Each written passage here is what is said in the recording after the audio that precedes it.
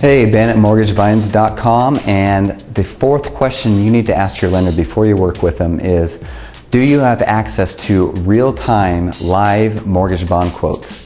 When we talked about earlier how mortgage bonds drive the interest rate. So if mortgage bonds are on a rally, they're increasing, then you can typically expect the mortgage interest rates to drop a little bit, which is great. The government's piling billions and billions of dollars into mortgage bonds right now, which are keeping the rates nice and low. But you need to be watching the mortgage bonds throughout the day.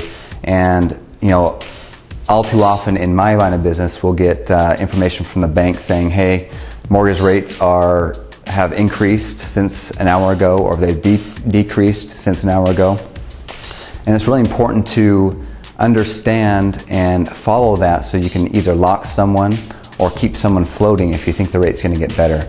A lot of times people just get in, they get rate locked right away, and that can end up costing you a lot of money because these rates, again, they can change a quarter point a day.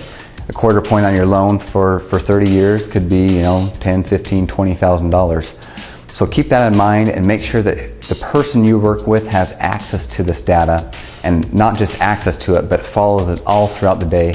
I usually check my mortgage bond quotes about every hour to hour and a half because they can fluctuate quite a bit, and they go typically inverse of the stock market. So if the stock market is rallying, mortgage bonds are typically dropping, and vice versa. So this is important. Make sure you work with someone, quiz them on this, and see if they understand it and know the answer.